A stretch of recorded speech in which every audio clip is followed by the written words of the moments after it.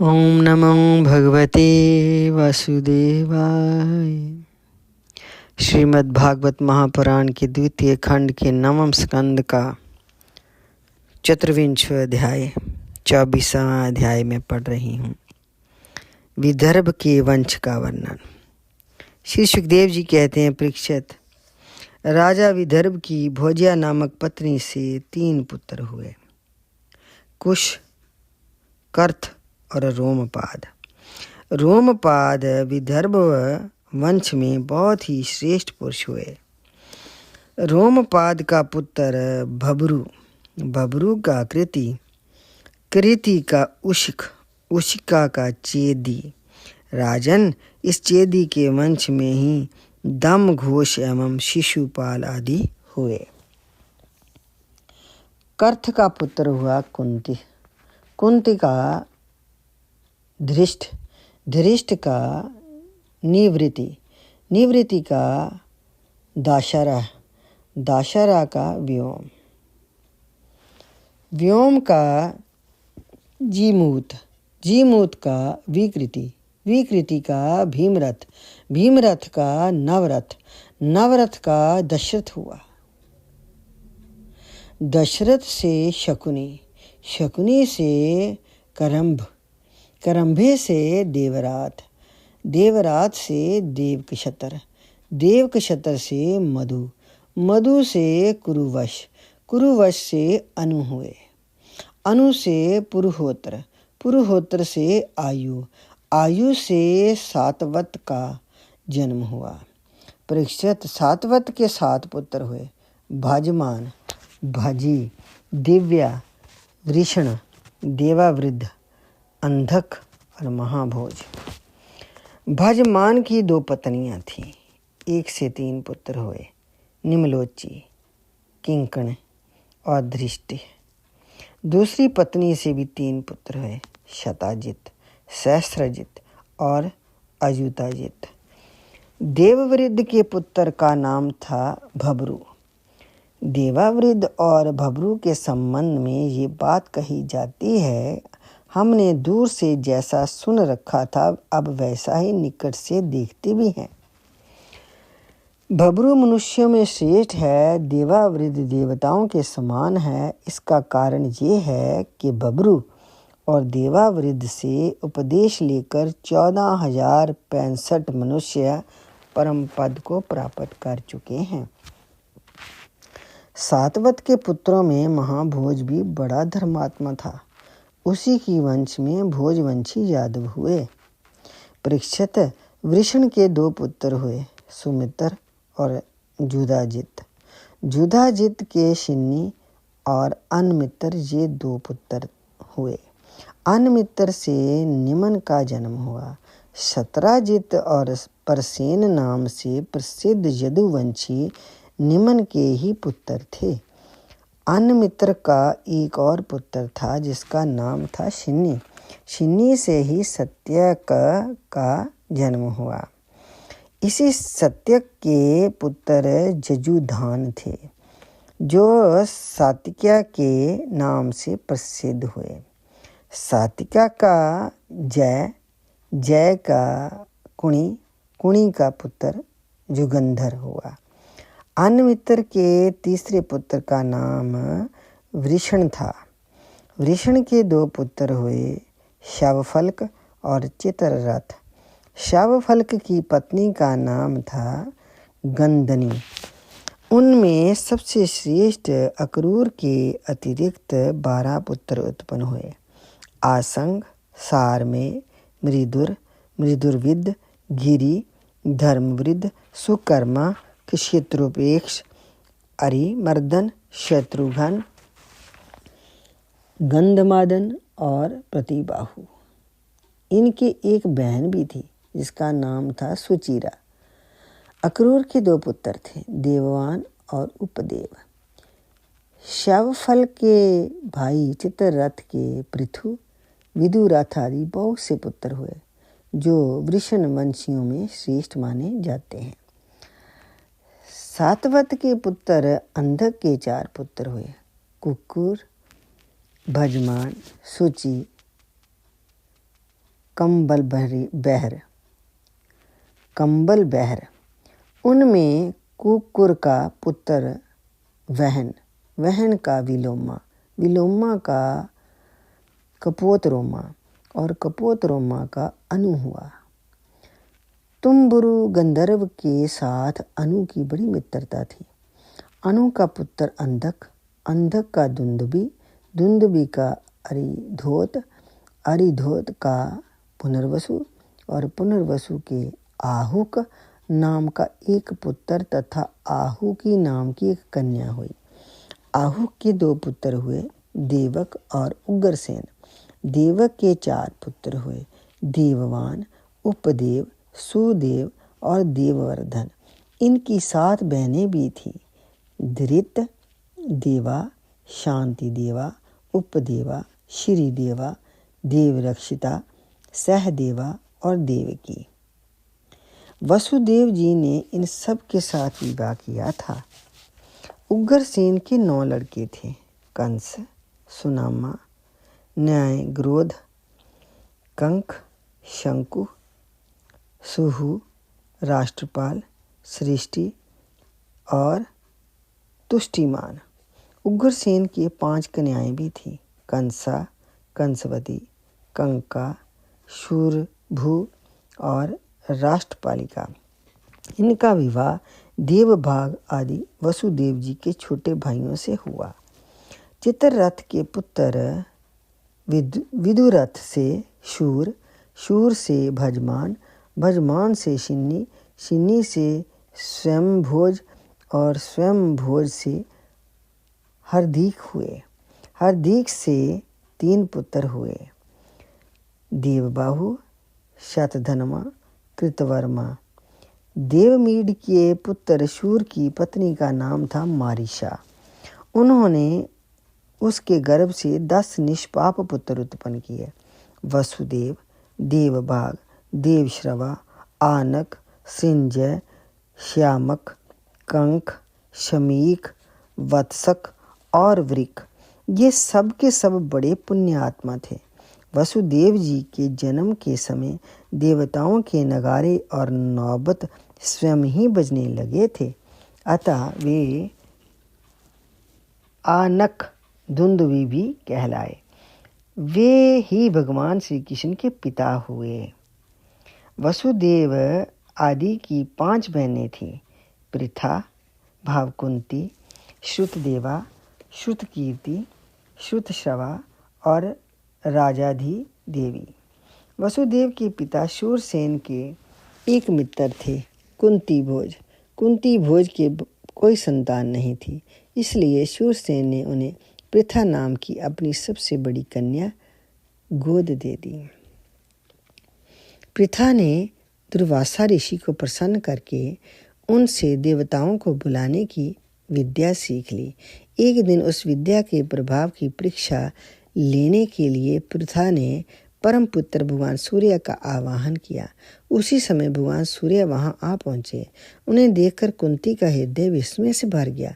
उसने कहा, भगवान मुझे क्षमा कीजिए, मैंने तो परीक्षा करने के लिए ही इस विद्या का प्रयोग किया था, अब आप पधार सकते हैं। सूर्य देव ने कहा, देवी मेरा दर्शन निष्फल नहीं हो सकता, इसलिए हे सुंदरी अब मैं तुझसे एक पुत्र उत्पन्न करना चाहता हूँ। हाँ अवश्य ये तुम्हारी जूनी दूषित न हो, इसका उपाय मैं कर दूंगा। ये कहकर भगवान सूर्य ने गर्भ स्थापित कर दिया और इसके बाद वे स्वर्ग चले गए। उसी समय उससे एक बड़ा सुंदर एवं तेजस्वी शिशु उत्पन्न हुआ। वे देखने में दूसरे सूर्य के समान जान पड़ता था। पृथा लोक निंदा से डर गई, इसलिए उसने बड़े दुख से उस बालक को नदी के जल में छोड़ दिया। परीक्षित, उसी पृथा का विवाह तुम्हारे परदादा पांडु से हुआ, जो वास्तव में बड़े सच्चे और वीर थे। परीक्षित, पृथा की छोटी बहन श्रुतदेवा का विवाह करुष देश के अधिपति वृद्ध शर्मा से हुआ। इसके गर्भ से दंतवक्त्रा का जन्म हुआ। ये वही दंतवक्त्रा है जो पूर्व जन्म में सनकादि ऋषियों के शाप से हिरण्याक्ष हुआ था। कैकेय देश के राजा धृष्टकेतु ने श्रुतकीर्ति से विवाह किया था।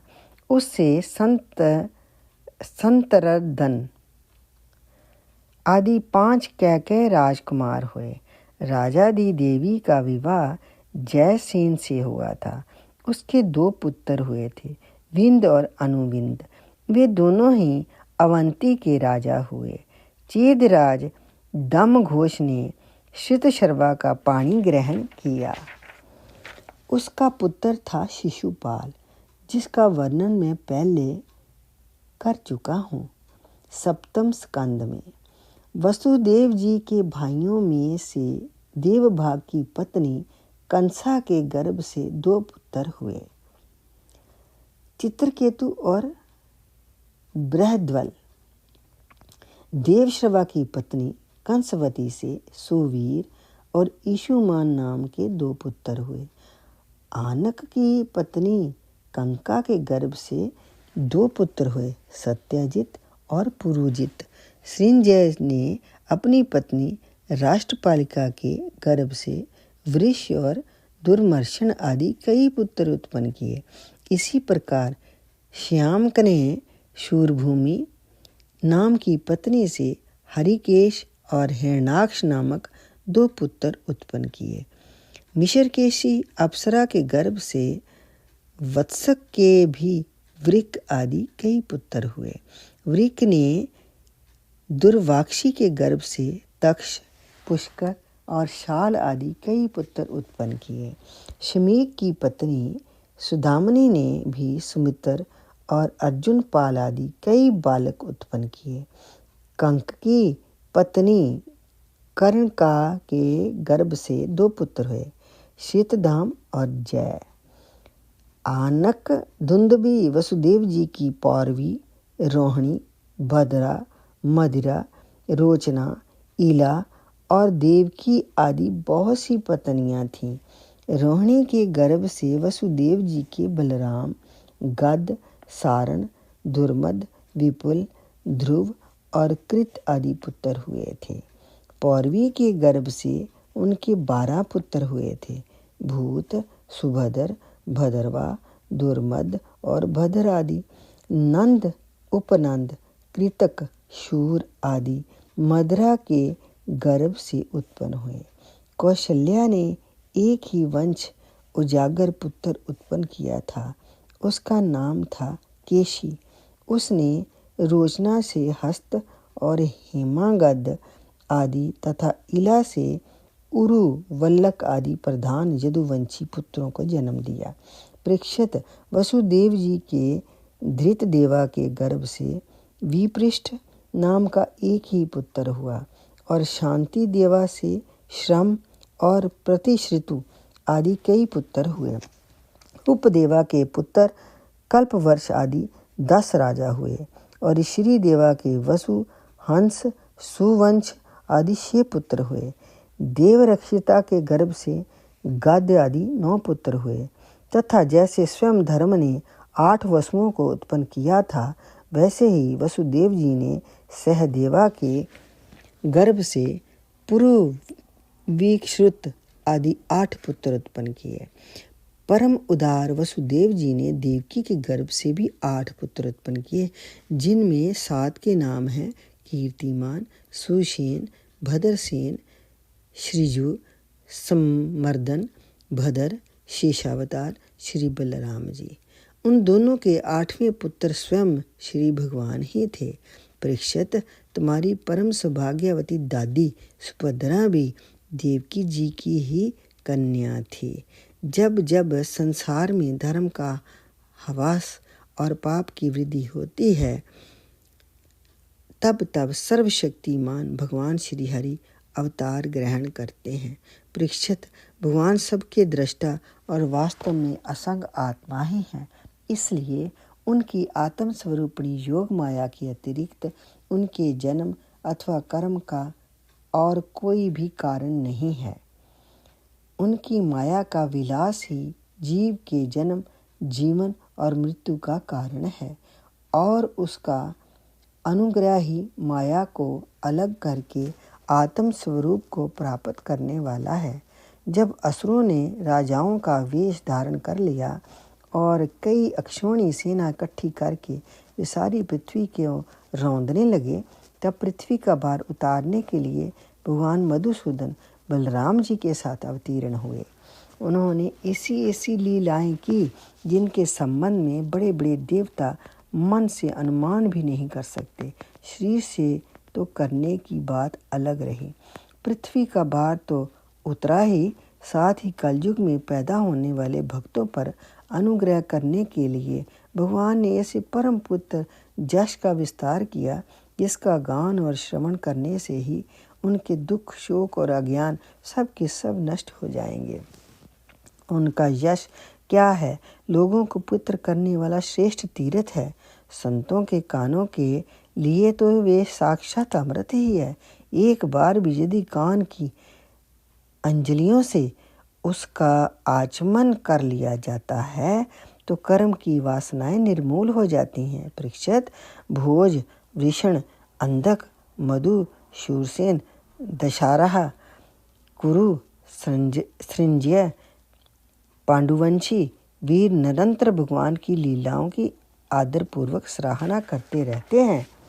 उनका श्यामल शरीर सर्वांग सुंदर था। उन्होंने उस मनोरम विग्रह से तथा अपनी प्रेम भरी मुस्कान, मधुर चितवन, प्रसाद पूर्ण वचन और पराक्रम पूर्ण लीला के द्वारा सारे मनुष्य लोगों को आनंद में सरोवर कर दिया था।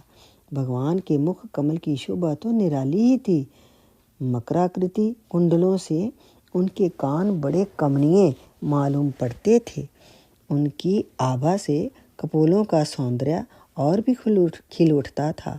जब वे विलास के साथ हंस देते तो उनके मुख पर निरंतर रहने वाले आनंद में मानो बाढ़ सी आ जाती।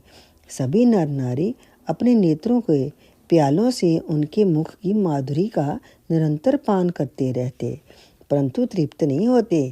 वे उसका रस लेकर आनंदित तो होते ही, परंतु पलकें गिरने से उनके गिराने वाले निमि पर खींचते भी। लीला पुरुषोत्तम भगवान अवतीर्ण हुए मथुरा में वसुदेव जी के घर, परंतु वहाँ रहे नहीं। वहाँ से गोकुल में नंद बाबा के घर चले गए। वहाँ अपना प्रयोजन जो ग्वाल, गोपी और गौओं की सुखी करना था, पूरा करके मथुरा लौट आए।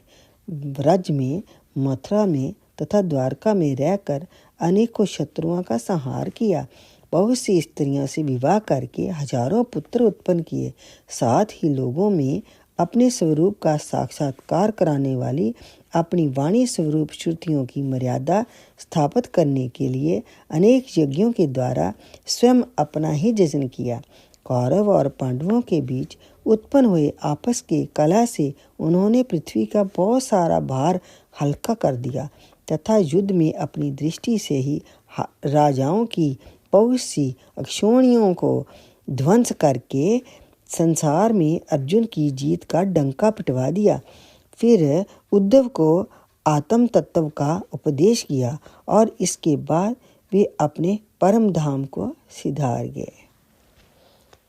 इति श्रीमद्भागवत महापुराणे का चतुर्विंशोऽध्याय संपूर्ण।